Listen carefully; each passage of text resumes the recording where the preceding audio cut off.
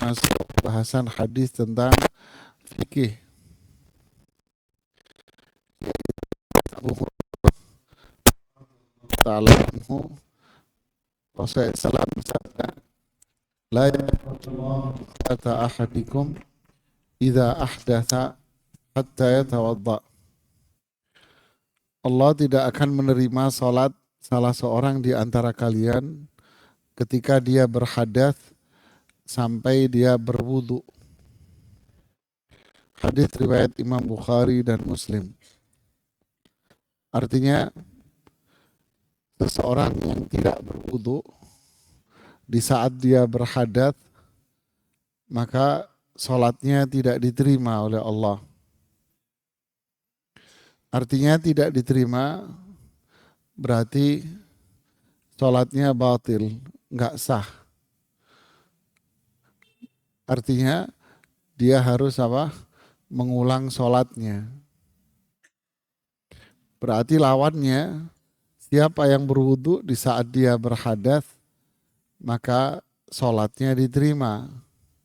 Diterima itu artinya salatnya sah dan dia mendapatkan pahala di balik itu semuanya.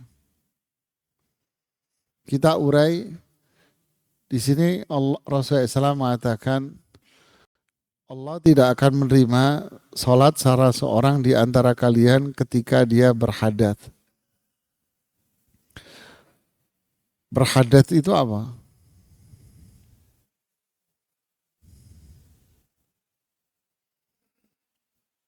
Ah, saya kalau nanya pertanyaan ini di mana-mana selalu jamaah itu nggak bisa jawab. Hadas itu apa? Dan apa bedanya hadas sama najis? Apa aja Pak? Ini hal yang basic, sangat basic sekali. Ya, sangat-sangat basic. Ah, apa itu hadas, apa itu najis, bedanya apa? Sering dengar, ya kan? Apa aja Pak?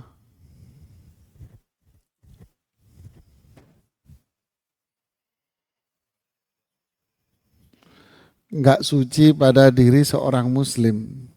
Bukan, bukan itu jawabannya. Iya, hadas najis jadi nggak suci. Tapi apa itu hadas itu apa?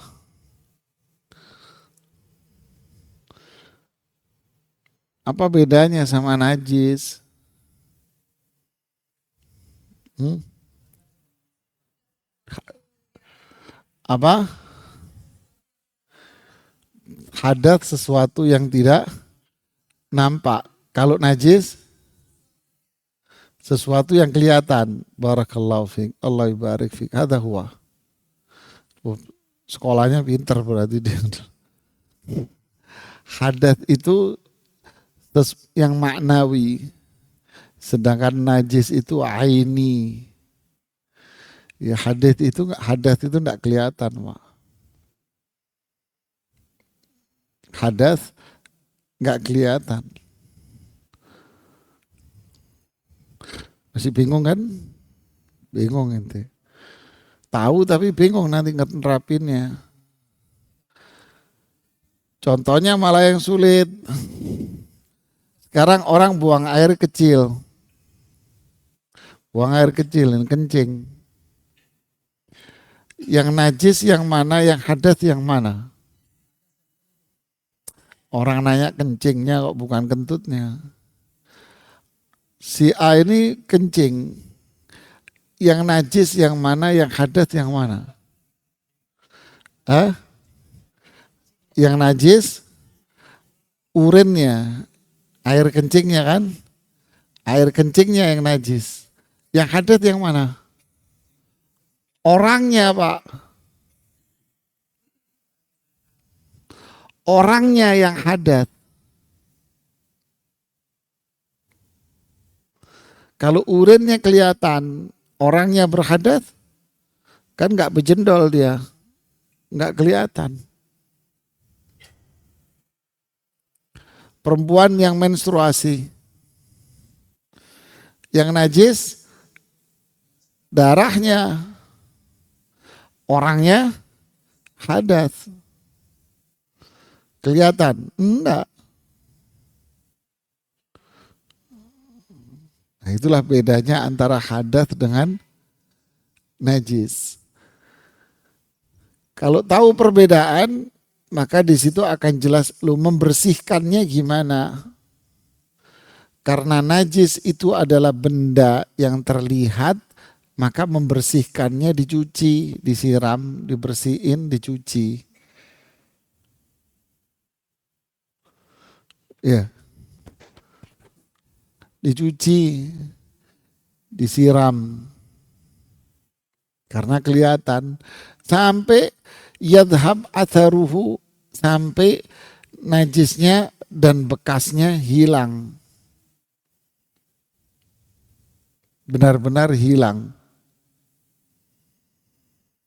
Bau najis itu kan ada 3 unsur, ada 3 sifat. Apa itu? Bau, warna, rasa. Ada 3 unsur ini. Bau, warna, rasa. Jadi kalau kena darah umpamanya, ya, maka dicuci, dibersihkan sampai hilang baunya. Kena kencing, dibersihkan sampai warnanya, baunya hilang. Jadi benar-benar hilang semuanya. Bukan sekedar udah saya cuci kok. Itu kan warnanya masih ada, bekasnya. Nggak bisa, udahlah, jangan repot lah jadi orang. Nah gitu kan ya, males gitu. Nggak bisa. Jadi harus hilang unsur itu. Seperti cerita seorang badui yang kencing di pojok masjid. Lalu Rasulullah SAW memerintahkan para sahabat untuk nyiram seember air. Begitulah. Kalau hadas kagak kelihatan, membersihkannya bagaimana? Nah ini yang jadi masalah di dalam hadis ini. Hadas itu tidak kelihatan. Membersihkan atau menghilangkan najis pada diri kita, menghilangkan hadas pada diri kita. Kalau menghilangkan najis di diri kita ya tinggal kita bersihin. Anda jalan kena kotoran najis umpamanya, tinggal Anda cuci selesai. Tapi kalau hadas, bagaimana menghilangkannya? Nah itulah yang namanya wudhu dan mandi besar. Jadi fungsi wudhu itu apa? Menghilangkan hadas. Nggak kelihatan. Tadi habis kencing. Ya, dia hadas nih orang. Bagaimana caranya hadas ini hilang? Ya wudhu itu fungsinya untuk menghilangkan hadas yang nempel dalam tubuh kita. Mandi besar berarti dia menghilangkan hadas yang sifatnya besar. Seperti suami istri habis berhubungan intim. Perempuan yang habis haid. Ya. Membersihkannya wudhu nggak bisa. Dia harus mandi karena itu sifatnya besar. Faham jemaah? Nah, di hadis ini Rasulullah SAW mengatakan Allah tidak menerima sholat salah seorang di antara kalian ketika berhadas.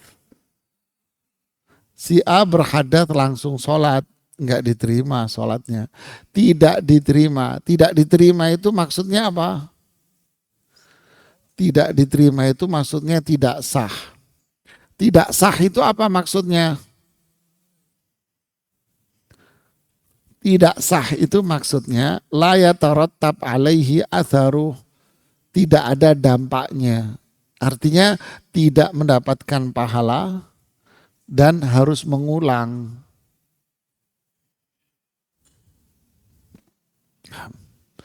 Contoh, si A sholat. Setelah sholat, baru ingat kalau tadi itu kentut belum wudhu. Gimana? Banyak orang mengatakan, udah kan tadi lupa.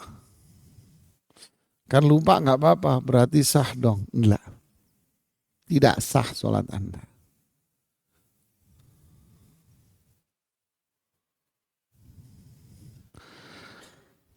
Ya. Dan juga termasuk di sini adalah mawani' idza ahdath, ketika dia berhadas. Berarti juga termasuk ketika dia najis. Jadi kalau dia najis, enggak dibersihkan najisnya, kemudian dia sholat, maka sholatnya tidak sah alias tidak ada pahala dari dia dan dia harus mengulang itu semua. Si A sholat, setelah sholat dia tahu kalau bajunya ini najis. Gimana? Maka dia sholatnya dia tadi tidak sah. Kalau sholatnya tidak sah, berarti dia harus mengulang sholatnya.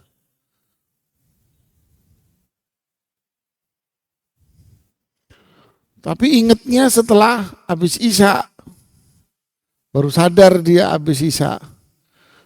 Harus kamu ulang sholat kamu di waktu itu.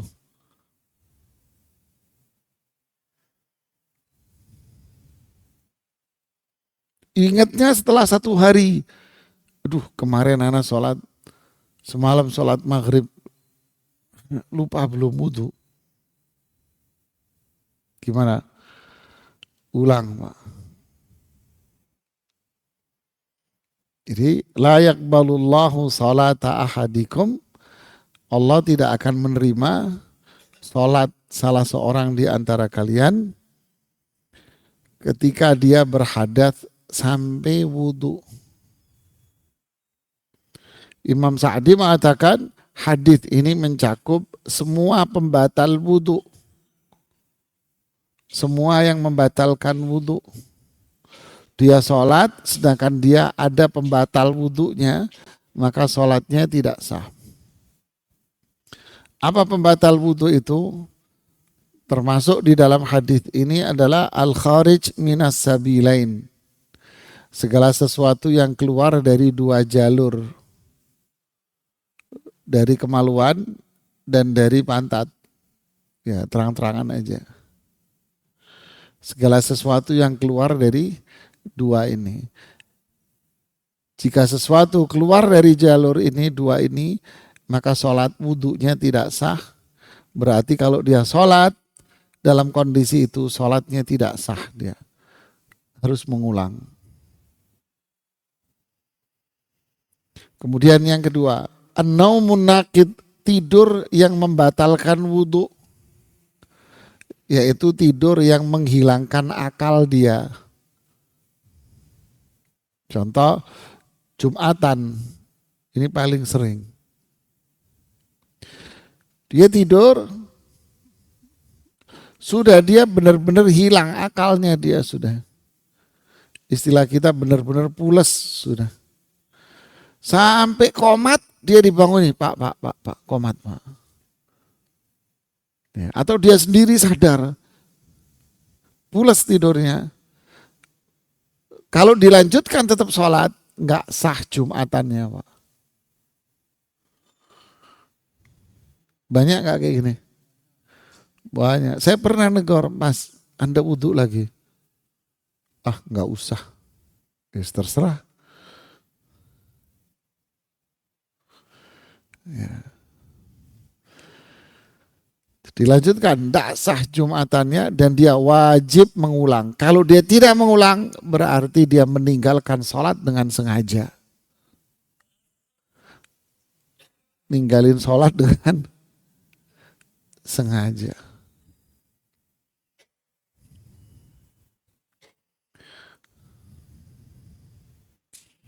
Al-kharijul fahish min baqiyatil badan idza kana najisan. Sesuatu yang keluar dari anggota tubuh dan itu dinilai najis. Ini perbedaan pendapat di kalangan para ulama tentang status darah yang keluar dari tubuh kita. Keluar darah dari tubuh kita. Apakah darah yang dari tubuh kita ini, nanah dari tubuh kita ini, najis atau tidak? Di sini para ulama berbeda pendapat. Ar-rajih, pendapat yang kuat di sini adalah tidak najis. Kenapa? Karena banyak para sahabat itu sholat selepas perang, sedangkan tubuh mereka mengalir darah. Dan mereka juga tetap mengerjakan apa?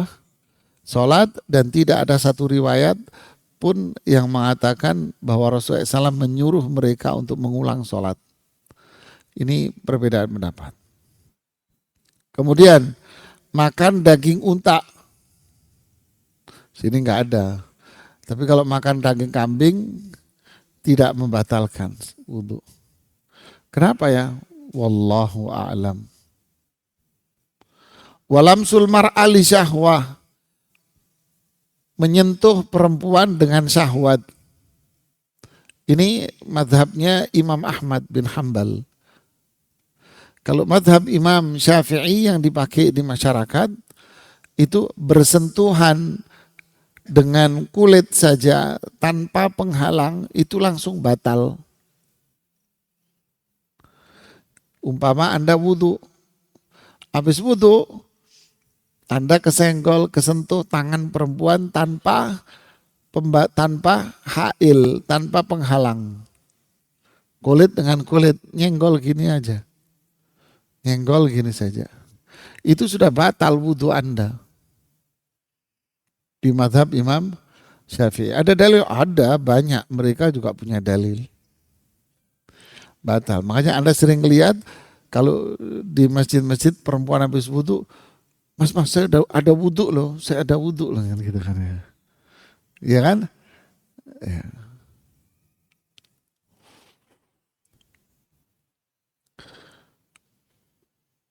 Pendapat yang lebih kuat bahwa mazhabnya Imam Syafi'i dalam konteks ini lemah. Ya, saya tidak mau menjelaskan terlalu dalam ya. Puyeng Anda. Yang jelas mazhab Imam Syafi'i di sini lemah. Cuman kita tidak boleh menyalahkan orang. Mbak, Pak, itu pendapat itu nggak benar, Mas. Nggak boleh. Ya haknya dia lah. Terserah, bebas aja. Karena memang para ulama sendiri berbeda. Ya, cuman pendapat yang lebih kuat memegang dengan syahwat. Kalau saya pribadi menilai pendapat yang kuat adalah tidak batal. Yang batal itu adalah menggauli istrinya. Ini perbedaan pendapat kalau yang ini ya. Artinya permasalahan itu jadi apa? Wasi'. Cuman masalahnya kalau yang berpendapat dengan mazhab Imam Syafi'i, ketika tawaf dia sulit. Karena mayoritas para ulama mengatakan bahwa tawaf itu harus dalam kondisi suci. Kecuali sebagian kecil dari para ulama yang mengatakan bahwa boleh tawaf dalam kondisi tidak suci. Tapi mayoritas ulama mengatakan kalau mau tawaf Anda wudhu suci. Sedangkan tawaf itu kalau zaman sekarang nggak mungkin kosong. Bersentuhan itu pasti. Gimana dong Anda kalau berpegang dengan mazhab Imam Syafi'i? Kakak tawaf Anda Mas. Ya, baru keluar dari kamar, di lift Mas, nyenggol. Ya. Rasulullah SAW sholat malam, kalau mau sujud megang kakinya Aisyah. Kok nggak batal? Aisyah juga cerita bahwa Rasulullah SAW qabbala ba'dha nisaihi thumma dhahaba lis-salati walam yatawadda. Bahwa Rasulullah SAW mencium istrinya, kemudian beliau pergi ke sholat tanpa wudhu. Berarti kan tidak apa-apa. Lu kan istrinya itu Ustadz. Iya istrinya. Kan istri bukan mahram Mas. Istrimu itu bukan mahrammu Mas. Jadi kalau dalam mazhab Syafi'i batal kamu memegang istrimu kalau habis wudhu. Nah, istri Anda bukan mahram. Loh kok aneh? Iya kalau dia mahram haram kamu kawin sama dia.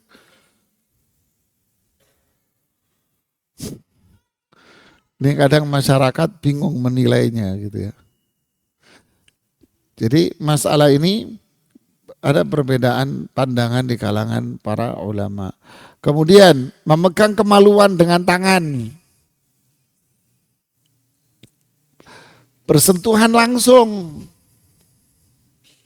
Ya, batal Anda habis wudhu memegang dengan langsung batal. Terus ada sholat.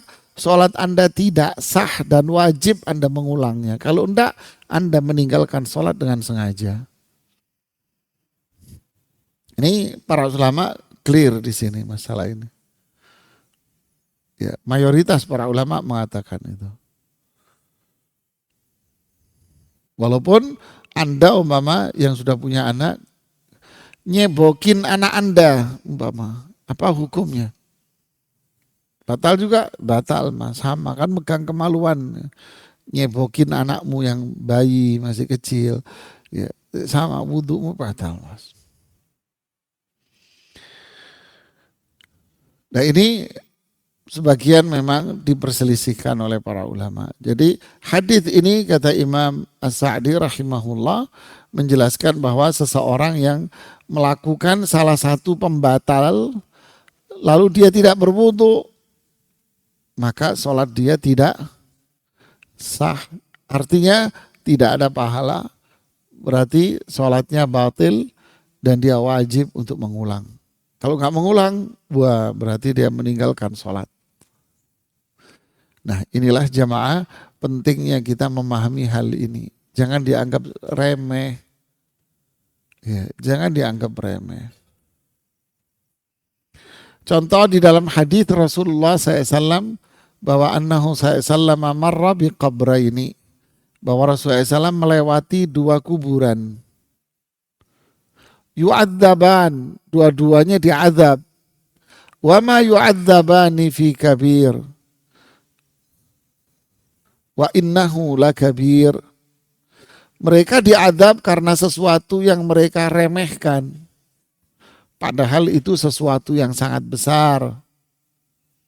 Amma ahaduhuma fakana la yastatiru minal baul. Yang satu kalau pipis sembarangan. Apa itu?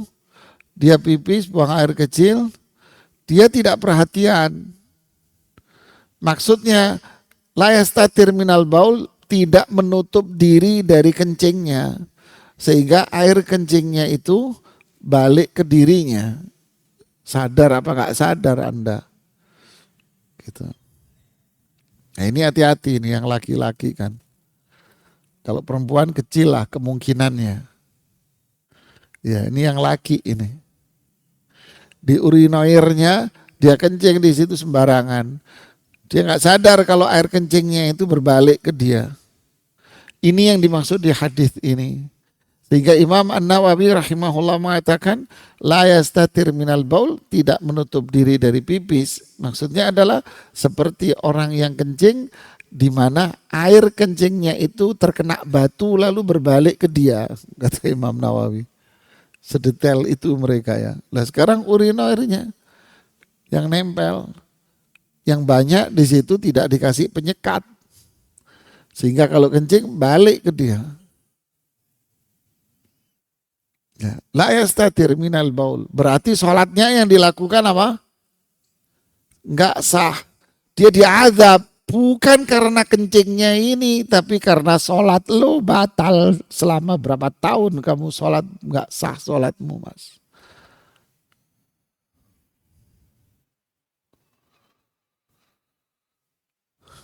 Inna lillahi wa inna ilaihi raji'un.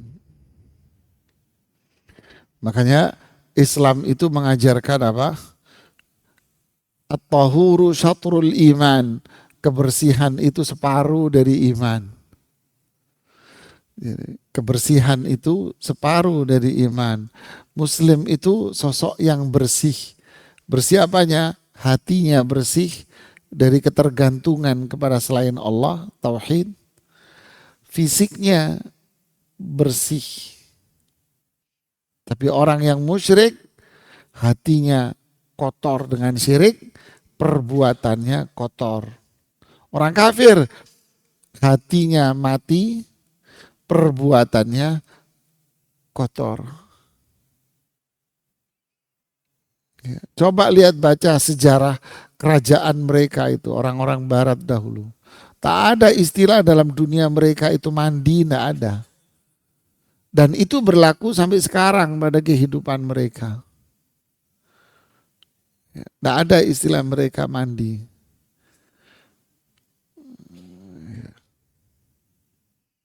Jadi inna lillahi wa inna ilaihi raji'un. Ada juga budaya sebagian dari mereka Muslim kayak negara-negara Teluk, ya mereka juga sama nggak mandi setiap hari, Mas. Cuman mereka menjaga nadhafah, kebersihan dirinya dijaga dia. Ya, jangankan bajunya dipakai seharian, 2 hari, 3 hari, lecek aja nggak mau dia. Coba lihat orang Arab Saudi itu, orang Arab Saudi. Lecek Pak, nggak mau Pak. Megang surban, aduh Pak, kala tukang ini apa namanya, laundry sama tailor itu kalah megangnya Pak. Megang surbannya itu begini dari ujung gini ditarik gini kalau megang Pak. Seret. Habis itu dilipat ditaruh di tangannya gini sama dia. Plek.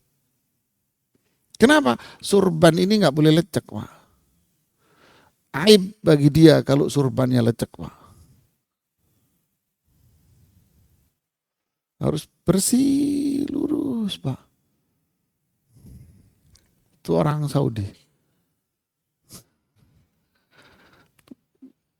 Belum lagi minyak wanginya Pak.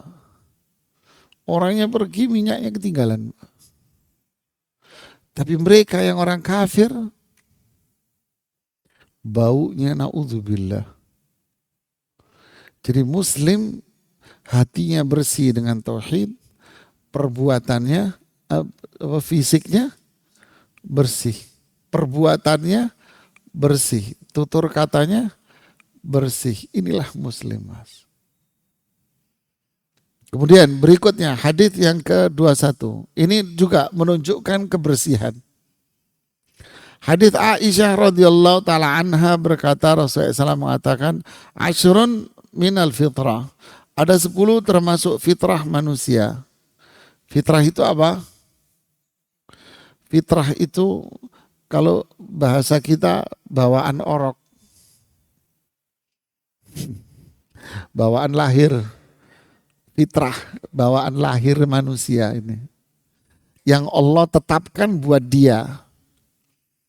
Jadi yang menentukan fitrah ini siapa? Allah dan Rasulullah SAW.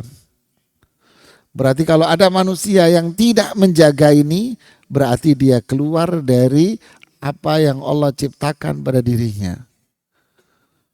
Lo yang jorok memang. Lo yang keluar dari fitrah kamu yang Allah ciptakan dengan itu, Mas. Gaya hidup Anda yang kotor memang. Apa itu? 1, qassus syariba, mencukur kumis. Ya, mencukur kumis para ulama berbeda pendapat, ada dua pandangan. Ada yang mencukur itu artinya memendekkan. Pendapat yang kedua, mencukur itu menghabisi. Ini dua-duanya pandangan para ulama. Jadi muslim tidak mungkin kumisnya itu panjang sampai ke bibirnya. Bahkan ada sampai menutupi bibirnya dia. Ini bukan fitrahnya manusia, Mas. Ya.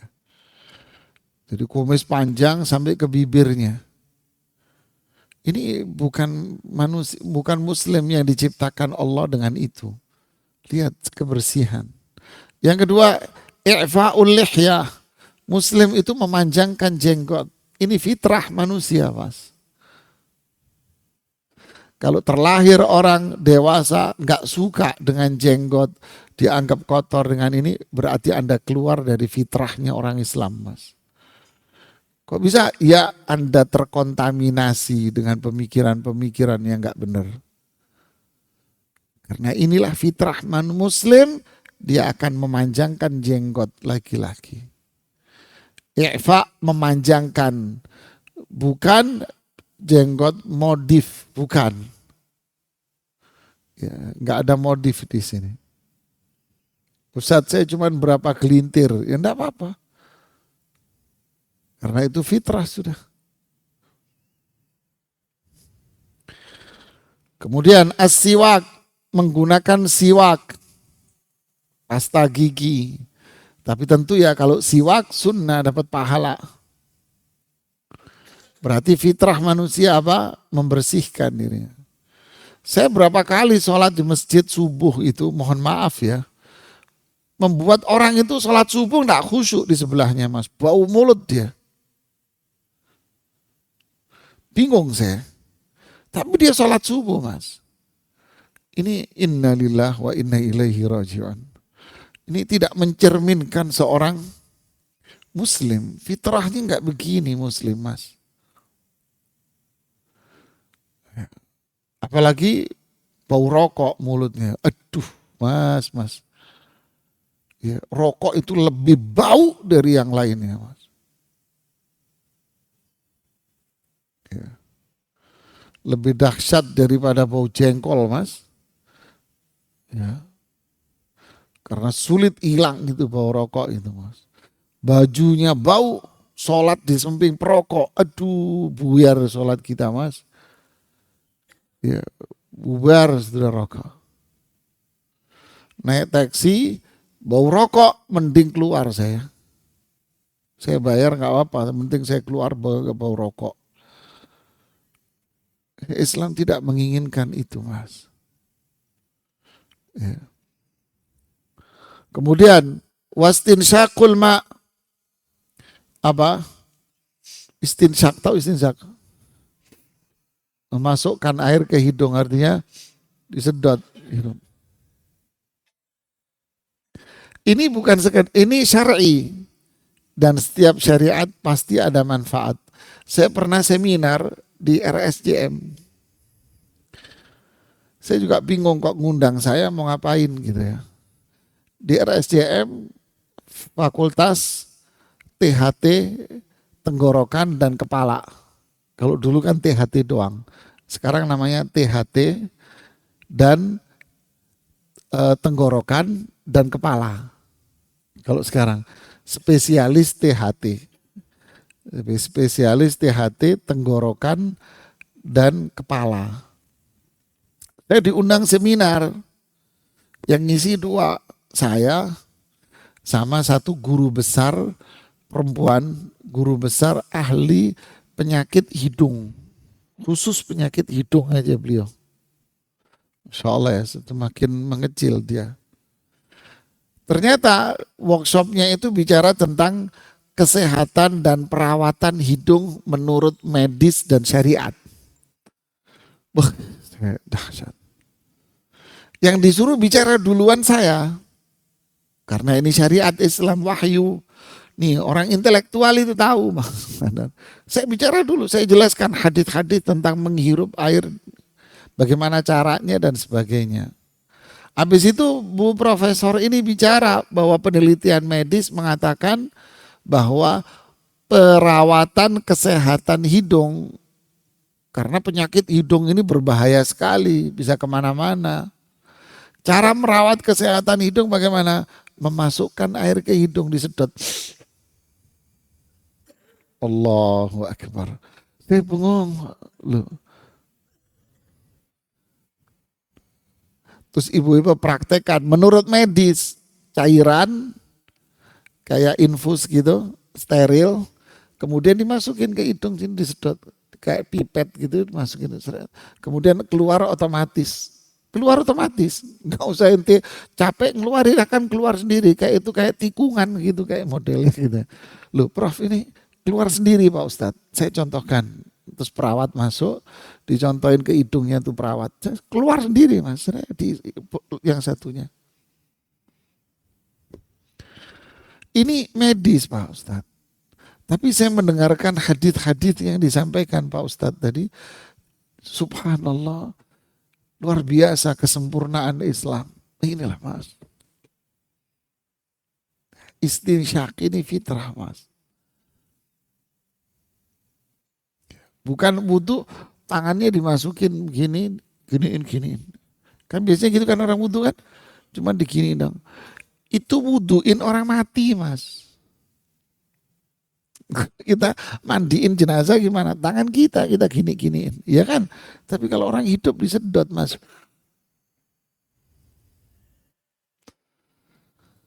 Subhanallah. Wa qassul adhafir.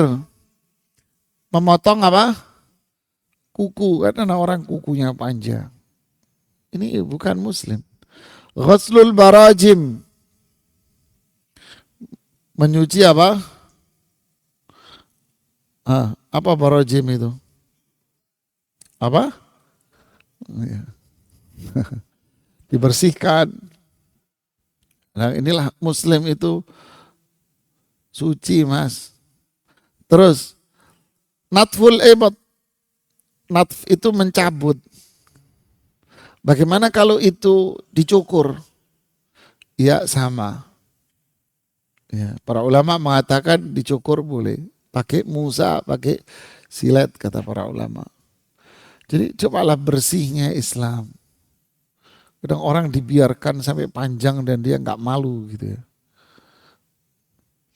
Kemudian halqul anah, mencukur bulu kemaluan. Jadi Islam ini bersih luar dalam ya akhi. Ya, mencukur bulu kemaluan. Wantiqasul ma yakni istinja. Cebok. Coba Anda lihat masuk toilet umum itu.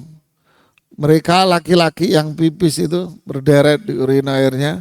Yang cebok dari sekian banyak itu ada berapa? Berderet 5 orang. Yang cebok paling 1-2 orang Mas. Sisanya enggak. Allah kayak binatang Mas. Jadi cobalah inilah Islam ya. Subhanallah. Lalu perawinya mengatakan wanasitul asyirah illa antakuna madmadah. Saya yang ke-10 kok agak lupa. Sepertinya itu berkumur. Ya, sepertinya itu berkumur katanya. Rawinya mengatakan sepertinya ini berkumur. Jadi intinya apa? Inilah Islam mengajarkan apa? Kebersihan. Makanya at-tuhuru syatrul iman. Kebersihan itu separuh dari iman. Berarti kalau kita melakukan semua itu dengan dasar ini adalah syariat Islam, maka dapat pahala setiap saat Anda. Ya. Jadi menjaga kebersihan hati dengan tauhid, menjaga kebersihan fisik dengan yang tadi semua itu. Ya. Kemudian menjaga kebersihan sikap, perbuatan, dan ucapan. Jadi jenggot ini muslim, ini identitas seorang muslim Mas. Sekarang anak muda, bukan anak muda aja, orang tua-tua, yang anak muda yang mau saya sorotin. Apa itu? Dicukur semua bersih, kemudian rambutnya dicukur separuh, segini kan? Rambutnya dia dicukur separuh, kemudian yang di sini dibiarkan panjang. Ya tidak? Iya, masih. Kata haram ini jamaah. Nah Rasulullah SAW anil qaza. Rasulullah SAW melarang qaza. Haram ini hukumnya jemaah. Datang menemui saya seorang pengusaha barbershop. Dia punya beberapa cabang barbershop. Dia baru dengar hadis ini. Ustaz, gimana dengan barbershop saya? Anda kalau ikut melayani motong rambutnya anak muda yang potong segini di atas telinganya itu, dibikin tipis, kemudian di atasnya dibiarkan panjang, Anda ikut melakukan perbuatan haram. Seperti Rasulullah SAW mengatakan tentang perempuan, la'anallahul wasilah wal mustausilah. Allah melaknat perempuan yang minta dibuatkan rambut palsu dan yang membuat dan yang masang semuanya dilaknat sama Allah. Berarti Anda juga, oh ini qaza, Anda yang mencukur kena haramnya Anda. Waduh, Ustaz. Tapi itu pelanggan yang banyak, Ustaz. Mayoritas yang di barbershop itu ini. Ya terserah Anda. Mau milih barbershop muter laknat atau berkah. Enggak Ustaz. Ya sudah. Gimana caranya? Tulis, maaf tidak melayani bentuk potongan rambut seperti ini. Munculkan bentuk model-modelnya, tulis di atasnya, mohon maaf tidak melayani bentuk model ini. Nggak debat Anda. Kalau mau silahkan cari tempat lain. Jadi hati-hatilah. Islam ada nadhif, bersih semua, penampilan rapi. Kalau mau cukur, cukur semua. Kalau mau kamu panjangin, panjangin. Tapi jangan seperti cewek gitu aja. Kata Islam. Dalamnya bersih, bulu kemaluannya bersih. Tapi kalau mereka orang kafir pakai batik rapi, yang kelihatan rapi batiknya. Sama mukanya rapi dia. Dalamnya jorok mas. Kalau muslim tidak. Hakadal Islam mas. Ya, ada yang mau ditanyakan?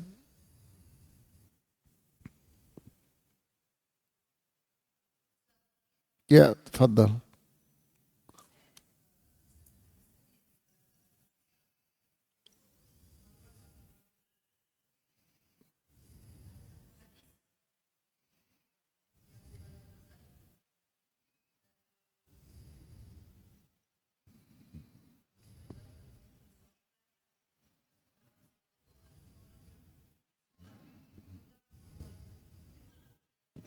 Ya, barakallahu fiik.